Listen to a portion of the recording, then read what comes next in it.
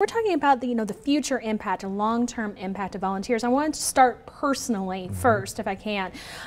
What do you see, Barry, for those people that volunteer for a long period of time? What do you see them getting out of it? Well, I think you have 4 people on the show today who have spent a lot of time volunteering, in some cases with the same organization for over a decade. And I think we see the commitment that we feel, but we see the opportunities that volunteering can offer to people. And so getting the right match, of finding that place where you're going to feel comfortable and you feel you can make a significant difference, really can make a tremendous difference to the volunteer, obviously also to the agency.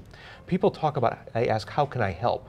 And we talk about something we call Living United. This is a nationwide effort and something certainly that's taking place in Indiana. Giving, advocating, and volunteering. Those 3 legs, just like as Chancellor Weikart talked about, the 3 legs at Ivy Tech, those 3 legs of helping the community are the ones that will make a tremendous difference for improving people's lives. Okay, well, let's talk also about the future of these organizations and what they're going to need as our economy, I don't know, worsens or gets better a little bit. Beck, can you talk about that? What are we going to have to see from volunteers and volunteer networks in the future? Well, over the long haul, the people that do commit the most amount of time are able to shape those organizations to be organizations that are doing the work that they believe in and that are, in some ways, manifestations of themselves. They are able to, for instance, the community organizations that we have here in Bloomington, most were started by volunteers, and they're continued by volunteers.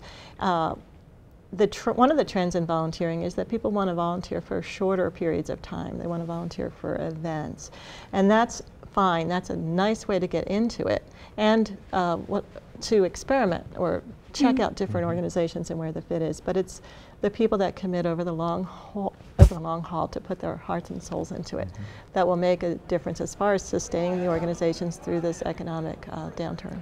Beth, I want to talk about the Americorps program and how that's going to impact volunteerism. If you would discuss that and how it will affect. Well, it's got bragging rights and being a program that's been supported by both parties, both major parties. So I think it's got lasting power. The Serve America Act that was passed last week is an authorization to increase substantially the number of Americorps members. And in communities, we have some here in Monroe County, we have some in the region who provide essential services, often leveraging their Americorps experience to bring in other volunteers and other resources for agencies. And that was the intent of the legislation, to have people who could really leverage additional community resources. Looking ahead, we have to look to whether we can afford an expansion of the program. There is one aspect to the Serve America bill that I'm very happy about, and that there's some funding in there for volunteer management capacity. Okay, we'll get back to that in just a minute. Let's go to Stan now in the radio booth. Thanks, Ann. I'm on the phone with Steve Goldsmith, former mayor of Indianapolis and national head of Americorps' chair. He's the chair of the board of directors. My first question is, how much publicity do you think is necessary to get some action on these social justice issues? Well, I think there is a problem to the extent that the issues of poverty tend to be, particularly in places like Bloomington, a little bit invisible. And I think Hoosiers respond well when they see and feel a problem. But if they don't see and feel the problem, there's obviously no tangible reason for them to volunteer. And communities like Bloomington that are more resilient than other communities in the economic downturn obviously do have that issue. On the other side, though, is that the ability to connect college students and graduates to service through tools such as those that are embedded on Facebook now is much greater. And the invisibility of the problem is an issue, but the new tools allow better matching of students with opportunities. So when you're looking for solutions for some of these problems, what have you identified as some of the most important factors to do that?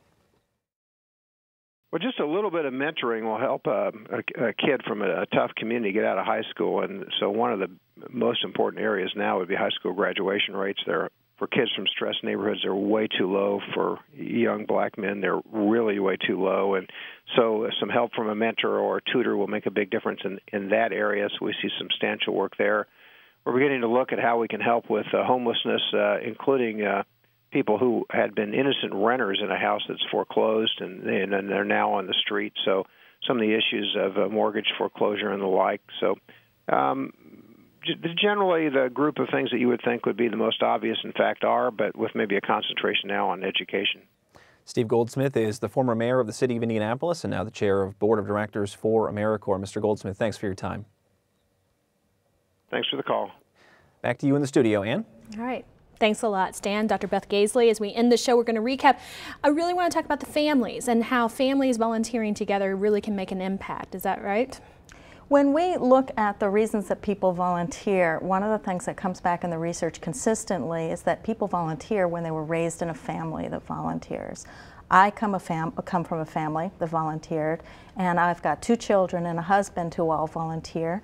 If we have to head to a board meeting, dinner gets rearranged. And I'm very proud that I have that chance to offer that experience to my children and raise them the way I hope they'll continue to serve in the future. That sounds like great advice, and we thank you so much for being on the show today. Thank you so much. That's all the time we have for tonight. Thanks so much to our WTIU viewers and WFIU listeners for joining us for INFocus. And of course, our guest.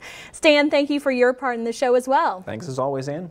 We're always taking questions for INFocus, and you can send us questions by going to infocus@indiana.edu throughout the month. To see portions of this show, just go to newsmatters.org. Next month, our topic is the environment. President Obama has a new energy plan and other initiatives to promote green efficiency. What does that mean for South Central Indiana? On the next INFocus. Have a great night.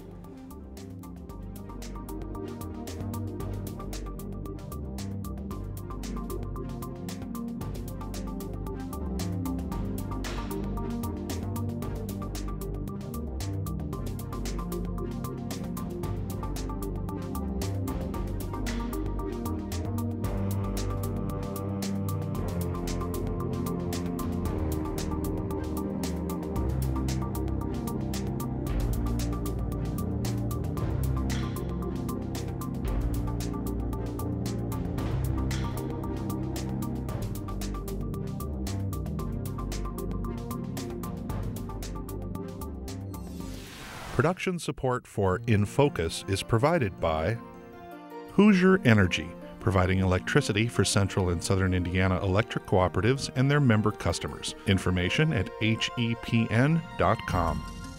In Stride Magazine, Learn, Heal, Live, South Central Indiana's health and wellness magazine, featuring articles and ideas with activities for staying physically and mentally healthy. Inside the Herald Times, every second Monday, monthly. myinstride.com. And by viewers like you. Thank you.